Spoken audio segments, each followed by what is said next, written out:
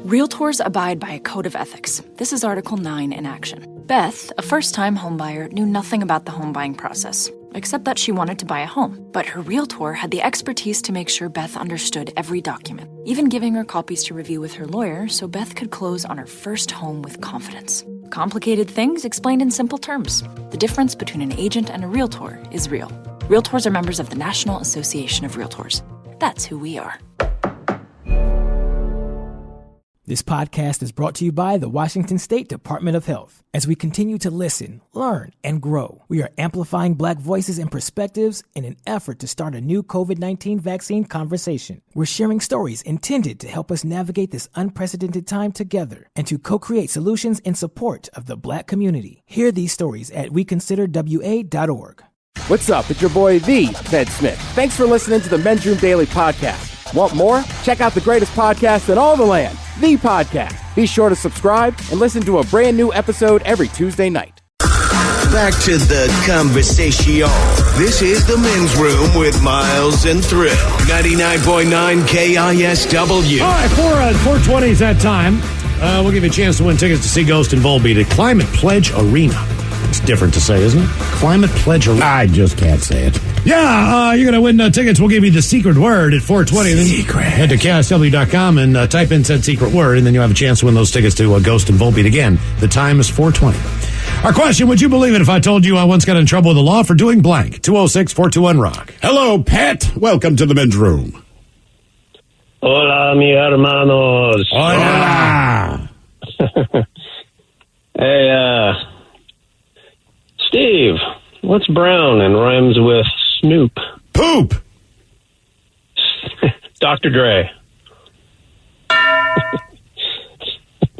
God, you're killing Hey, I haven't quite been listening for 50 years, but I am going to have to go back in time for this story. All right. This is fresh out of high school, and me and a buddy signed up to go into the Marines, about 19 years old. And before we got all geared up to go into boot camp, we decided to have a little party. And we went out. We were, under 21, so yes, 19. we wanted to get some. We wanted to get some brews. So he invited one of his friends along, and what they say about three's a crowd. Well, that was definitely the case in this story. So I was the driver. I was the driver in this story. So I had a lot of responsibility. We ended up going to a 7-Eleven and walked in the door all casual and walked. You didn't go through the drive-thru? Okay, go ahead. I'm sorry. Almost made one. I went back to the fridge. Each of us grabbed a case of Bud, Magic Brew back then, and just walked out. And the guy said, "Hey, you guys going to pay for that?" And we said, "Oh, maybe next time." So after polishing off about 10 or 12 beers. So wait, he just let you go. You guys said maybe next time. This was back in 1985. When theft was cool. The cameras and all. Yeah, when that was cool. So anyway, we took. I'm not bragging. I'm not proud of the story, but I thought you should hear it. All right. So we took off, and my friend and I we were heavily into sports at the time, so we wanted to go back to our old school and play some basketball in the gym. And in order to do that, of course, you got to break in. So that's what ended up happening. We got into the gym, and anyone ever tell you sound like Tom Bodette? No, I mean, not a guy. No. So you know what happens. You got to break in. We'll leave the net up for you. Well, at least the responsible person was driving. Yeah, that's right. And so they got in a fight. My buddy and his friend, they got in a fight in there, and I just went out back to the car and waited it out. And they came out eventually, about 20 minutes later, and we all took off. And I we got kind of burned out from all the drinking, of course, and called it a night. But the next morning, we got a knock on the door. I was at my place, and they were at their place, and turns out it was the police, and they were looking for me, and they wanted some questions answered, and I had no idea, what had happened in the school after I walked out. So I guess there was some damage done. So yeah, they wanted to question us. So yeah, they took us down to the precinct, and I had to answer some questions, and you take your time, make you sweat it out. Yeah, make you sweat it out, and yeah, I ended up doing 30 days for that. Oh wow! And unfortunately, didn't get to go into the Marines because they don't like troublemakers. Oh man! So the 30 days you got was you just basically telling them the story of what happened. Yeah, you were just there, and he wasn't there for 30 days. It took him 30 days to explain what happened. They wanted to let him go in an hour. They were like, "God, he was there for 30 days." You see, because he was still talking about being the responsible driver. Time served. How did you screen that? How did that happen? No, every text. Just so you know, every text that has come in, everyone's just killing Mike. Oh yeah, I mean, they're just throwing Mike about that guy. This has not been my best day for sure. But when I screen these calls, what do you ask? I literally okay, ask hold on. people. Listen to this. There we go. Oh, he doesn't stand up. Get it, Mike. Long time, first time. Hold on, I can't do it on the first time, long time. I gotta let it go here. Gotta make them work. Well, we gotta find who the serious caller is. I'll pick it up. I'll say, "Hey, men's room, are you calling in with a story?" First time, long time. Oh, absolutely. All right. So what's your name, my friend? Miles. Miles. Okay, Yeah. Miles. Can you give me the quick version of your story, if you would? Sure. Nope. Well, I sure can't, Mike. There is no quick version of the story. Back when things were different. See, now if I get that guy, I may tell them that. Sorry, what? Wait a minute, I haven't got to my point yet. Of course, but right, okay. I will suffer through it for you. So guys. we go to the Stonky basketball game, which is really popular. Once a year, the donkeys would come in, and the teachers would play, like local celebrities. Honestly, it was very, very quick during the screening process. Okay. I said, "Give me the quick version." He said, "Underage drinking." All right, cool. Damn, there you go. There you go. It's like, all right, I figured that he'll give you guys the good details when he gets here. Well, that's the thing too. Is like Mike always says to him, like, get to the point, like this and that, right. like don't curse. Yeah. I tell them all, go, when they bring you on, go right into your story. That's the first thing that I tell people. Go right into your story. Sure. Keep it short and to the point. Get right to that punchline. Now, I know, granted, they're not all jokes here, but get to the meat of the story. Give us the meat and potatoes. Just look at it like and this. let the guys pull the details out. Pretend you're giving someone direct. Imagine you turn on your GPS, but your GPS gives you directions the way that guy tells the story, okay? So you turn it on, like punching in your destination now. Pull up to the 7-Eleven on your right. This is not where you turn, so ignore that. Like, nobody wants that.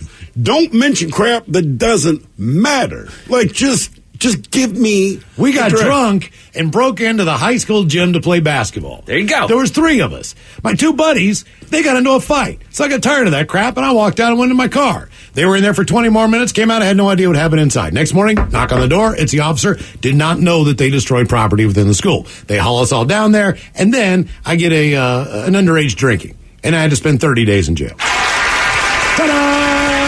All right, I'll put you on hold. Just make sure your radio's turned all the way down. No swear words when they bring you on. All right, first time, long time. 30 days seems like a long time, too, for either of those. Again, I'm convinced because it's him confessing. Yeah, all right. The cops are like, dude, we didn't want to give you 30 days. It's 30 days later, and you're still explaining this. I think the Marines went, this is our out. This is our out on this one. Right, like, ooh. Because I know plenty of people that got into trouble and kind of ended up in the military. Yeah, exactly. So my dad ended up in the military. Mm-hmm. Okay, let's try this again. I'll just erase that. Would you believe it if I told you I once got in trouble with the law for doing blank? 206-421-ROD. 30 days. Hello, George. Welcome to the men's room. Hola. Hola. You got this. A lot of pressure. Yeah. In high school, my friend worked at a store where they had mannequins, so he has a mannequin while we're all hanging out in the garage. We decided to dress it up, and what we had in the garage was like army clothes and jeans. So we put it out on the main road. It's a pretty busy road, 5 lanes for the median. Put him in the median, and he's wearing like army helmet, army jacket, and jeans. And then we kind of forget about it. Like 15 minutes later, a bunch of 10 squad cars pull up rifle's drawn, lights on the mannequin, screaming at him to get down. When my friend's sprinting around the corner, he goes, no, it's just a joke. They throw him on the ground. He goes in the back of the cop car. They come over to us, tell us that every single Kent police officer was on their way because they thought a madman was on the road for suicide by police. Luckily, we were all minors. They took our information. The cop was super pissed off. Told us he was going to push it as far as he could. But luckily, they never called. Yeah, I mean, they're always going to say that. Let me ask you that. How long did these guys have their guns trained on this mannequin screaming at it before your buddy cleared this up? I mean, was it like a 2-hour standoff, 15 seconds? Oh, no. It wasn't even 15 seconds. We saw cops pull up, and we saw the floodlights right up the street because it was like midnight or something. And right as they started yelling, he sprinted around the corner with his hands up going, no, it's just a joke. Hey, man, look, I don't know. Maybe it's just me. I feel like if I was in that situation at that age, the last thing I do is expose myself to the cops. Like, they're very trained on what they perceive to be the threat. You know, especially when you got the floodlights and the rifles out. My thought is, I'm not going to step into this. Let's just go home. I can live without the mannequin. Thank you so much. That was a fantastic job. Thank you for calling. Please call anytime. Yeah. We really appreciate it. Would you believe it if I told you I once got in trouble with the law for doing blank? 206-421-ROCK. Hello. Oh, that's an idiot. Hello, Miles. Welcome to the men's room. Boo, bitches. Boo. All right. I got to keep it short and sweet. That last guy was killing it. So me and my two buddies, shout out to J-Mac the Mountain Shack and my boy Log Cabin, except for Log Cabin got us in this crap, so, he can get screwed. Log Cabin is the kind of name that gets you in trouble. Yeah, you call him Log Cabin. There's no way anything beneficial happens when you hang out with your buddy Log Cabin. You had to know. Yes, but it's a great time. Oh, I don't doubt it. But, there's that 11 p.m. cutoff of Log Cabin where he's either going to be fun or he's going to punch somebody. Yeah. A little of both. Anyways, all three of us are headed out. We got to walk across town because we're poor, whatever. We have like an Xbox in our backpack, some weed, all this good stuff. And my buddy Log Cabin decides he has this little BB gun pistol, right? He puts it in his waistband and starts splashing the road with it. He's like, this is funny, whatever. We get stopped by the cops within like a minute or two. Yeah. Yeah, no, we were right outside his house and everything. Luckily, they didn't search any of us because, I would have gotten in trouble with all that weed. But, so close. So close. You can't say on the radio. Sucker, mother, and please keep those words in mind when calling. Now, back to the program. Very, very, very, very close. You did so well, Miles. Mm-hmm. I mean, I was trying so hard. You were doing so great, and you dropped the F-bomb. Yeah. Okay, so did you get arrested? No, thankfully, no. Yeah, that's about the story. You got to keep it short and sweet. Okay. Well, what was the conversation, though? You said the parents talked. Because I know my conversation with my kids, slightly different circumstance, like, you're going to be killed. Like, don't wave a fake gun, dude. They will shoot your ass dead. Yeah, no, but the best part about the story was I had nothing to do with everything that went wrong, and they didn't know we had the weed. So I sat here and watched his parents scream at those two and just sat on the stairs just, keeping my lips tight. I did nothing. Yeah. Okay, now let me ask you this. Knowing that you had a bag full of weed or pockets full of weed, while they are getting screamed at about the fake gun, can you smell the weed on you?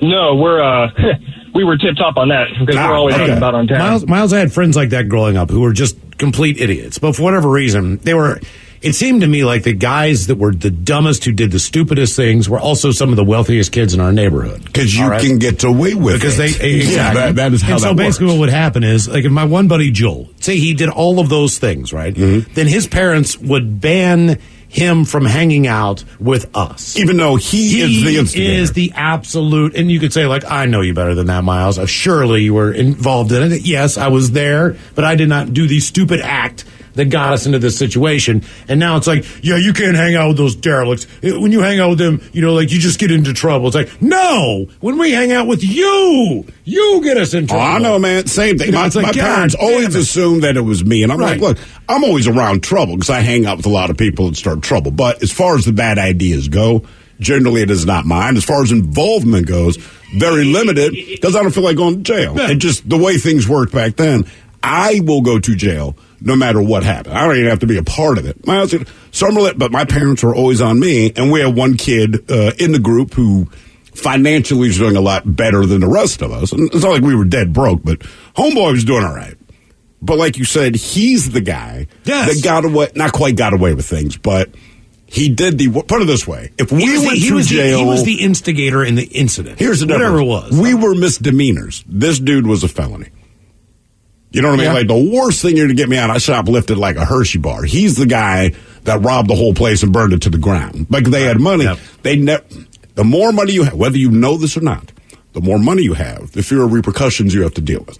It is just how it works. It's always kids from private schools, Ted. Hey, mine was in PG County. We were fine. Right, yeah, PG County. No difference. I mean, we had both.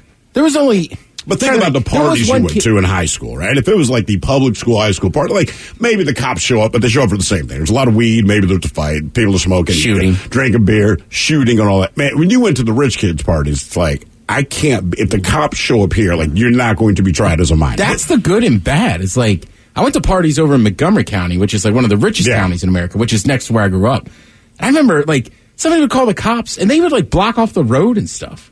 Or, like, my sister, she went to Try that in PG. Right. She went to a much more expensive. DeMatha is a private school. I always mention it's the cheapest in the conference. But she went to a super expensive one, and after, like, a prom or something, or homecoming, like, they had a list of where all the parties were going to be. And those Montgomery County cops, the school called them, and they went and busted every party, and they called the PG County cops on a Saturday, and they were like, what? Right. Like, high school kids drinking? Yeah, all right. Like, no, we're not going to go bust that. Like, there's a party, like, and there was like 15 kids there. It was in a basement. Nobody was leaving. You know what, you're right. If you're like in the more ghetto, like, but all the kids are together, so they're not on the street causing problems. Okay, keep them at the party. Did they drive there? No? Okay. Are they getting drunk? No. Cool, they'll pass out soon. Would you believe it if I told you I once got in trouble with the law for doing blank? 206-421-ROCK. I tell a story about we were at a quote-unquote field party, which was just a baseball field with some woods. Not much. But the cops show up, so everybody runs. There's like the old-school chain-link fence. Everybody's more athletic than I am. They hurdle it. I clip my leg and fall over. And that cop's got his flashlight on me, which if you've ever been in that situation, it's not good. It's frightening. Yeah. And he's like, do not move. And everybody's like, Teddy, get up. And I remember I got up and ran off, and I just heard him go, oh, F it. Yeah. He just seemed legit annoyed. Cop with a flashlight on my unit when I was using the bathroom, you know, she was like, you put that thing away. You know what I mean? Like, stop shining your light on it. I was like, look, and I try, like, once I start, I can't stop. Like, I just can't. It's like opening a can of Pringles. It really is. I'm like, you got to let me finish. And she just kept there with the light on. And I'm like, come on. Like, I'm not going anywhere. Like, you know what I mean? And I was just like, Jesus, man, I can't. Especially you've been drinking beers or whatever. Yeah, I can't stop. Yeah. You know what I mean? It's like, come on, man. We're walking home. You know what I mean? Like, I can't. I was butting it. It's in New Orleans. And I wake up at 6 in the morning because that's the time I had to get up to go to work. And I feel like I hear someone in my living room, but it's real quiet, right? But I used to sleep naked, right? So I walk up there butt naked, and there are 6 people in my apartment. The lights are still off, and I realize they're cops because they have the flashlights. So they see me standing in my doorway, and all of them spin around, dude. Like, all these flashlights are on me. And instinctively, you know, my hands just go for my junk. And the guy's like, hey, put your hands up. I'm like, no. I'm not trying to be difficult, man. It's my D. I'm not hiding anything. It's my penis. And I'm like, who in the hell are you? Like, I live here. I'm not putting my hands up and showing you my junk. And we're the police. Basically, there was a bar downstairs. The silent alarm had tripped. The guy that tripped the silent alarm was the closing bartender there. And like anyone who's a decent bartender, they stay late and they drink. Yeah. This dude looked... Part of bartender. So, but he didn't realize that he tripped the silent alarm. And he lived in the apartment across the hall from me. And this dude, at the time, had a stunning resemblance to Kid Rock. So I always call him Kid Rock. And I remember he walks up the stairway to where my apartment is, and now the cops, they turn their attention to him, and they have their guns out, and the flashlights are on him. And he is smashed. So he's bouncing back and forth, and he just keeps walking forward. And the cops are getting, you know, a little more threatening, like, you need to effing stop right there. Kid Rock, being drunk out of his mind, is like, F you guys, man. So I explain, like, hey. He's my neighbor. He's the bartender from downstairs. He's a lot of things, but he's not particularly a criminal. Like, just ease up. So now Kid Rock, completely oblivious to these police officers, like shoulders one of them, walks into my place and passes out on my cell. So now, because he's trying, the cops have distracted. He's like a moth to the flame, right? So he's following their flashlights. So now this drunk ass has passed out on my sofa. I'm left talking naked to these cops and explain what goes on. And it took about 20 minutes, but it all finally got sorted out. They realized he was the guy that set off the alarm because he's trying to blah, blah, blah. I go to work and I'm in a bad mood because this is not how I want to wake up. I finish my day.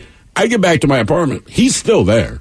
He's awake now. He's watching my TV, and I'm like, hey, man, why are you still in my place? He's like, did I crash here last night? I said, are you being serious right now? He goes, yeah. I'm like, you don't remember the 6 cops had their guns drawn on you, and you wouldn't stop walking up the stairs, and I had to intervene to prevent your ass from getting shot. He's like, seriously, man, what happened? I'm like, oh, my God. It's like, oh, my God. Oh, yeah. Would you believe it if I told you I once got in trouble with the law for doing blank? 206-421-ROCK. Realtors abide by a code of ethics. This is Article 9 in action. Beth, a first-time homebuyer, knew nothing about the home buying process, except that she wanted to buy a home. But her realtor had the expertise to make sure Beth understood every document, even giving her copies to review with her lawyer so Beth could close on her first home with confidence. Complicated things explained in simple terms. The difference between an agent and a realtor is real. Realtors are members of the National Association of Realtors. That's who we are. This podcast is brought to you by the Washington State Department of Health. As we continue to listen, learn, and grow, we are amplifying Black voices and perspectives in an effort to start a new COVID-19 vaccine conversation. We're sharing stories intended to help us navigate this unprecedented time together and to co-create solutions in support of the Black community. Hear these stories at weconsiderwa.org. Kickstart summer with Memorial Day values at Lowe's. Choose 4 or more eligible Samsung appliances to complete your dream kitchen and laundry room. Plus, get 10% back via MasterCard gift card rebate. Also, save now on the latest Samsung appliances, like the bespoke refrigerator with panels in a variety of colors to mix and match. It's an easy way to create your own unique look. Memorial Day values start now at Lowe's. Shop in-store or online today. Offer ends June 13th. See Lowe's.com/rebates for details. Geico asks, how would you love a chance to save some money on insurance? Of course you would. And when it comes to great rates on insurance, Geico can help. Like with insurance for your car, truck, motorcycle, boat, and RV. Even help with homeowners or renters coverage. Plus, add an easy-to-use mobile app, available 24-hour roadside assistance, and more, and Geico is an easy choice. Switch today and see all the ways you could save. It's easy. Simply go to geico.com or contact your local agent today. 99.9 KISW. The men's room is in progress. My midterm blank question, would you believe it if I told you that I once got in trouble with the law for doing blank? 206-421-ROCK. Hello, Tony. Welcome to the men's room. Hey, guys. How's it going? Hola. So, my buddies and I, back in high school, we had the day off and decided to visit one of their girlfriends in a different district. I'm driving, I'm the oldest, and as we pull up outside of the school, a BB gun slides out from under my seat. One of the kids picks it up, looks at it, but he's looking at it up above the window. Teacher sees it, says, get out of here. So we take off, and we're driving around, and the same kid that picked it up and was looking at it turns around and waves hello to a cop as we're turning opposite direction. Oh, Jesus. Not 30 seconds later, that cop and 2 others have their guns drawn on us, yelling at us to get out of the car. Did you know your friend was this stupid before this? Yes. Okay. All right. At least there's that. We all have that dumb friend. We do. Well, I guess at that age. But you have them at that age. And then as like life that. goes on, you learn that it's probably not a good idea to hang out with those people. Well, it's okay to hang out with them, but usually they outgrow, say, waving a gun at the cops. Mm-hmm. So you actually waved the BB gun at the cops? No. Oh, okay. After he picked it up and looked at it, I took it away from him and put it in the glove box. And it's like, don't mess with that. And we left the school because, trying to be good. We're at a stoplight, and we're turning to the left. Cops across the street from us turning to his left. And as we're turning in the middle of the intersection, that same guy waved his hand at the cop, like, hi, drawing attention to us. And it was like, as soon as he did that, I knew we were going to get pulled over. Well, what is the charge against you? Well, the cops, after they pulled us out, had us in handcuffs, laying on the ground, yelling at us, a whole bunch of stuff. I'm laughing. One of my other buddies is laughing, and there's 3 other guys. We're all in this little hatchback. There's 5 of us. And 2 of us are laughing. The other 3 are freaking out.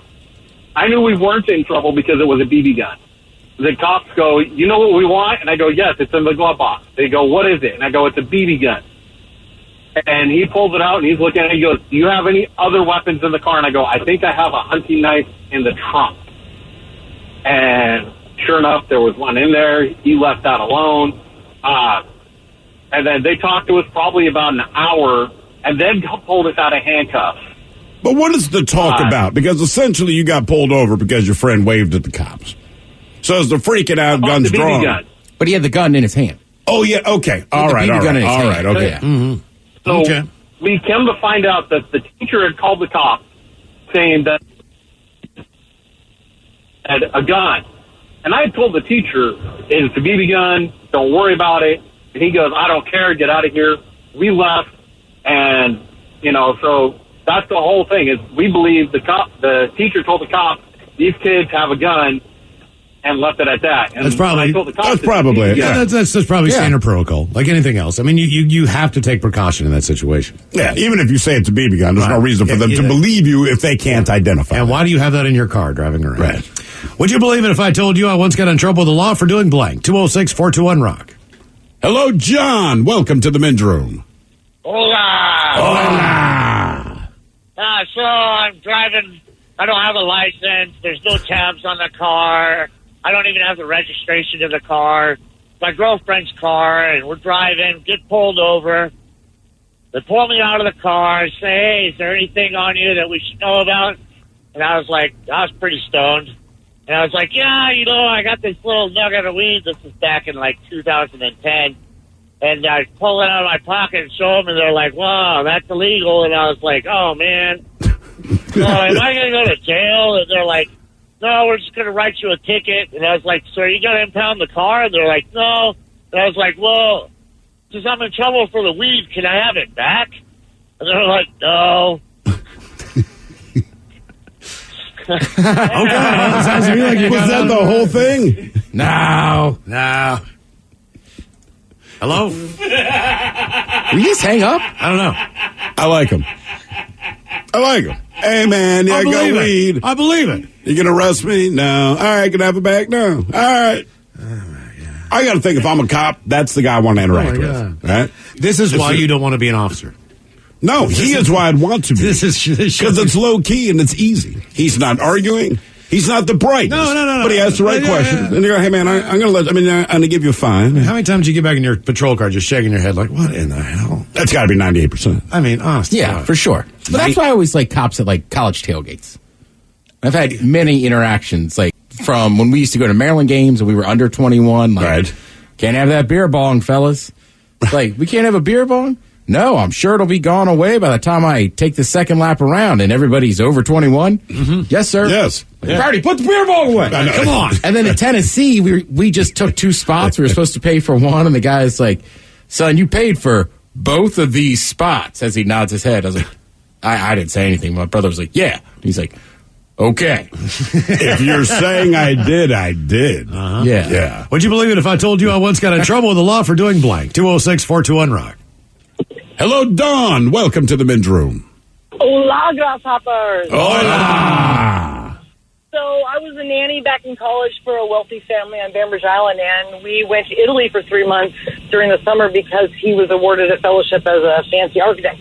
Anyway, we get there, Rome. We're there for a month. We're right downtown Rome, and I put on my Walkman, if you remember those, and I ran down to circle and jog around the Colosseum. Immediately, the Italian cops were on me like I was, a murderer or something, and they detained me and said, why are you footing? Why are you footing? They didn't understand why I would be running, and they wanted my passport, which I didn't have on my body, and they just kept chain smoking cigarettes. They detained me for an hour. They didn't understand why I would be footing.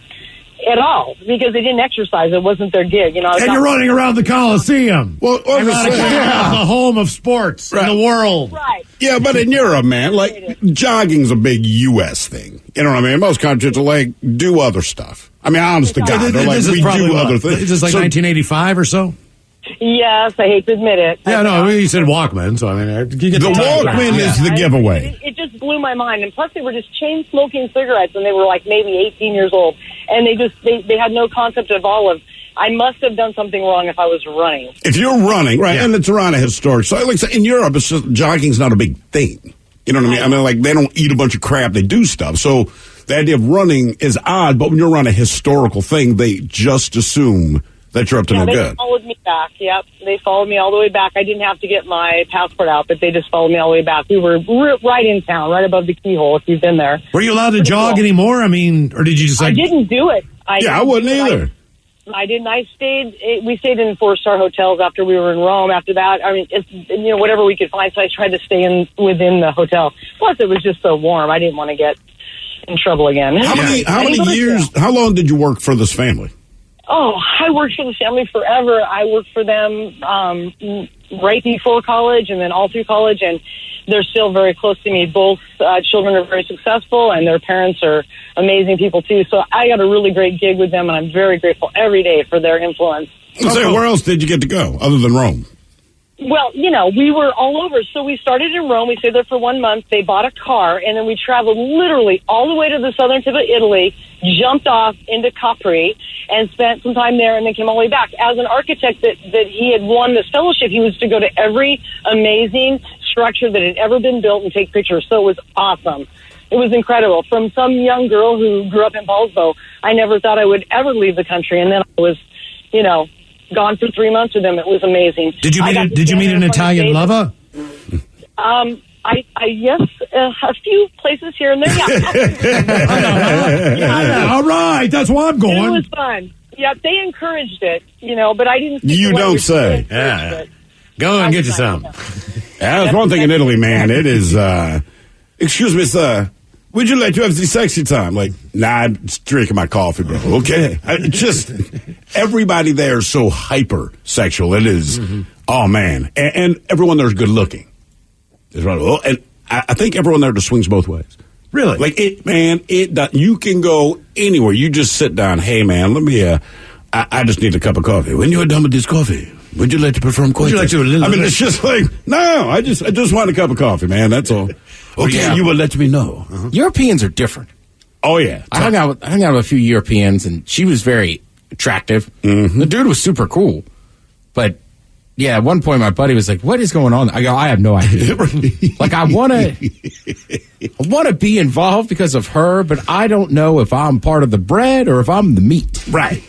and honest to God, you really don't know, like, are we, like, double teaming this? Are you double teaming me? Are you like, watching? What position am I playing in this sport? Are things safe back there? Right. Would you believe it if I told you I once got in trouble with the law for doing blank? 206-421-ROCK. Hello, Justin. Welcome to the men's room. Hola, gentlemen. Hola. So I once got in trouble for blasting music in Shoreline. I was driving from North Seattle into my buddy's house in Shoreline, and the noise ordinance goes from 11 o'clock to 10 o'clock. And so I was blasting Tech 9, and then right as I cross 145th into Shoreline, I get popped. So, like, right at the Shoreline border is where they grabbed you? Oh, yeah. I was like a block away. And what is the punishment for playing your music? And you were in your car, Do you have, like, one of those big subwoofers in your trunk? Is it like that kind of a thumping sound or something? Yeah, I had a VW Golf with a 12-inch sub in the back. All right, that's why they pulled you over, because you were shaking the entire town. Go. So what is the penalty for that? So he ended up talking to me like, he was like, well, how would you feel if I came down your street blasting Yoko Ono? And I was like, well, to be honest, don't care for her, but I'm actually a fan of all kinds of music. And he was like, oh, okay, so we ended up talking about music for like an hour. And then he was like, oh, I also smell weed in your car. I'm like, oh, that's my sister's pipe. I just picked him up from the bar. It was actually my pipe, but that's the first thing that came to mind. Oh, don't worry, he knew. Yeah. Yeah, he was like, well, I'll give you two options. I give you the write-up for the noise ordinance and the drug possession, or you can smash the pipe in front of me. And I'm like, bro, I will smash this pipe right in front of you, no problem. Got out of the car, smashed it, threw it on the ground, did smash it. I was like, oh, yeah, the thing doesn't break that well. He was like, well, smash it again and throw it in the woods. I'm like, okay, smashed it again, didn't break, threw it in the woods. And, yeah, and after that, he started saying, yeah, just don't play your noise too loud. I'm like, yeah, no problem. I noticed he had one of the new cruisers. We started talking about cars for like an hour after that. So in total, I talked to the cop for about 2 hours about music and cars. I think if someone said, how would you feel if I came down your street blasting Yoko Ono? It's like, I'd run out and take a picture of you so I could show my friends and laugh at the bitch who actually cranks Yoko Ono. We get this guy was cranking Yoko frickin' Ono. We're on the 14th floor. I-5 is right beside us. I-5 is a very busy interstate, and it's loud where we are. You can hear sometimes people's bass. Oh, yeah. In their car, all the way up here. I'm like, you can just boom, boom, boom, boom, boom. It's that Yoko Ono, man. You just got to wonder. I mean, how loud is that, like, in the car, at ground level? Dude, I had so many buddies. That's all they did. And after a while, like... That's all it was about. Maybe it was like, I don't know, late 20s, early 30s. It's just like, I can't do this all the time. You can't vibrate in their car. Right. It's just, it was too much, and it was a constant. Right. And basically, same kind of thing at nighttime, and then, you know, people smoking weed or drinking. It's like, we're just begging to get pulled over and put in bracelets. Look at me. What would you believe? Would you believe it if I told you I once got in trouble with the law for doing blank? 206-421-ROCK. With that said, I get why people still do it. If you're going by a nightclub or something, there's still a certain age of person and people that they love it. Yeah, you know what I mean? Like, I'm like, I wouldn't drive that car, but the chicks with them are pretty hot. Hello, John. Welcome to the men's room. Hello, John. Oh, hey, how's it going? Doing great, sir. So, was out with my family one day at the park, and as we're leaving, cops pull us over, and we're like, I looked at my wife, I was like, did you do something wrong? She goes, not that I know of. Kidnapped our son. Wait, what now? It was the summer after that Kyron Horman kid went missing down in Oregon, and some ladies who were at the park were convinced that my son was that kid. Huh. Oh, okay. So it's not that you kidnapped the kid. They thought that your kid was that specifically missing kid. How long ago was this? This was back in 2010 or so. Wow, you got Karen before the term came out. Oh, yeah. Well, the best part was when the cop came up to my son, and they're like, so what's your name? And he goes, oh, Jesus. Well, what school do you go to? Every question he asked, he just acted like he didn't know the answer to. So you taught him well. They called the supervisor in, who called down to Oregon and got more details. And eventually, after about an hour and a half, they let us go with saying, yeah, you should probably get some ID for him because he does look very similar. Interesting. And how old was he at the time?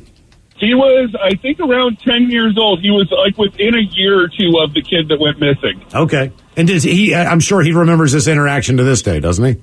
Oh, yeah, we still give him a hard time of not remembering his own name. Question, did you know what ever happened with that case at all? Did they ever find Still that? missing, last I heard. Damn. Okay. Would you believe it if I told you I once got in trouble with the law for doing blank? 206-421-ROCK. It does get weird with your kids, man. Like especially when you go to the airport. Because I never given it any thought. You know, it's like we have 4 tickets and show my ID, wife shows the ID, and then you realize, oh, crap, they're going to grill the kids. But when they grill them, there's only 2 questions they ask the kids. And I do not know why kids end up like deer in the headlights with these, because it's not like, what is 7 times 7 minus the square root? They're like, what is your name? Right? And there's always, like, they always look at us first, and I'm like, no, don't do that. Like, don't look at me. Which one do I give him, Dad? You know, but the flip side of it is, you also tell them don't talk. Do I call you Steve or do I call you Dad? But also, you tell them don't talk to strangers. So they have to understand in this moment, the kid's standing there with whatever their version of authority is, right? Asking them a question. And part of it is they don't want to say anything to this guy. They don't know this dude, right? Yeah. And then they follow up with how old are you? Now, that is the one that all kids answer. They're so excited to add the real detail. 10 years, 6 months, 4 weeks, and 3 days. Like, just say 10, baby. It's good. But yeah, when we just traveled to the East Coast over the summer, and I never think about it. And first thing, these are your kids. I go, I goddamn hope so, because I keep paying for them. That's number one. So they believe me because I'm already grumpy dad about it, right? But my daughter in particular, they ask, what's your name? And she looks at me and I'm like, God damn it. We're the Millers. That is a bad look, We're man. the Millers. Yeah. I mean, in their defense, I get it. People are doing nothing. If everybody gets very tense going through security. I know. I'm like, just stop looking at me first. I mean, security at a sports game, I'll be ripping a joint right before I walk over. It's out. We're fine. Ryan Castle on the way. We will sit and spin. Rolling Stone magazine has put out a list of the 500 greatest songs of all time. We've got 10 of them coming up with Sit and Spin. Realtors abide by a code of ethics. This is Article 9 in action. Beth, a first-time homebuyer, knew nothing about the home buying process, except that she wanted to buy a home. But her realtor had the expertise to make sure Beth understood every document, even giving her copies to review with her lawyer so Beth could close on her first home with confidence. Complicated things explained in simple terms. The difference between an agent and a realtor is real. Realtors are members of the National Association of Realtors. That's who we are. This podcast is brought to you by the Washington State Department of Health. As we continue to listen, learn, and grow, we are amplifying Black voices and perspectives in an effort to start a new COVID-19 vaccine conversation. We're sharing stories intended to help us navigate this unprecedented time together and to co-create solutions in support of the Black community. Hear these stories at weconsiderwa.org. Kickstart summer with Memorial Day values at Lowe's. Choose 4 or more eligible Samsung appliances to complete your dream kitchen and laundry room. Plus, get 10% back via MasterCard gift card rebate. Also, save now on the latest Samsung appliances, like the bespoke refrigerator with panels in a variety of colors to mix and match. It's an easy way to create your own unique look. Memorial Day values start now at Lowe's. Shop in-store or online today.